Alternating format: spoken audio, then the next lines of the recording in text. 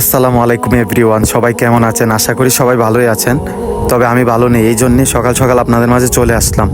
গতকালকে যে একটা ভিডিও আপলোড দিলাম, এই ভিডিওটা না বোঝার কারণে অনেকে অনেক রকম কমেন্ট করতেছেন, এমনকি অনেকে ভুল বুঝতেছেন আমাকে। এই বিষয়টা ক্লিয়ার হওয়ার জন্য আমাদের মসজিদের ইমাম সাহেবের কাছে চলে আসলাম।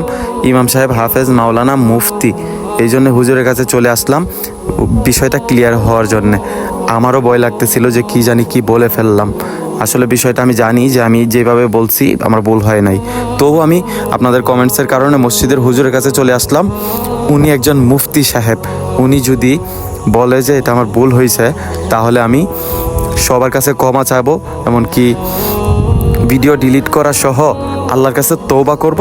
ওই রকম ভিডিও আর কোনো দিন বানাবো না।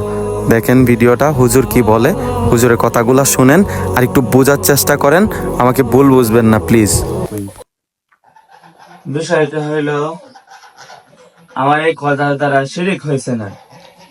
আমি এটা বললাম, এটা দ্বারা আমার মিথ্যা কথা হয়েছে, গুনাহ হয়েছে, কিন্তু এটা দ্বারা এমন নয় যে আমার শিরিক হয়ে গেছে। শিরিক হয় নাই।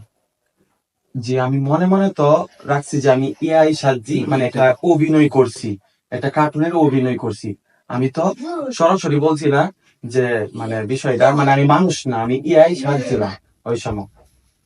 তাইলে এটা মানে কোন রকম ইয়া হইতো না শিরিক নাকি? মানে হয়েছে না। মিথ্যা কথার গুনাহ হইব, মানে মিথ্যা কথার গুনাহ হইব, আর হইতাছে কি ইয়া হইব, ইয়ে শিরিক হইব না না, নাকি? শিরিক হইব না। এরকম কোনো কিছু না। আমি তো এটা মনে মনে মনে আমার আমার মনের মধ্যে আমি একটা কার্টুনের অভিনয় করছি। ঠিক আছে, আচ্ছা ধন্যবাদ হুজুর, আসসালামু আলাইকুম।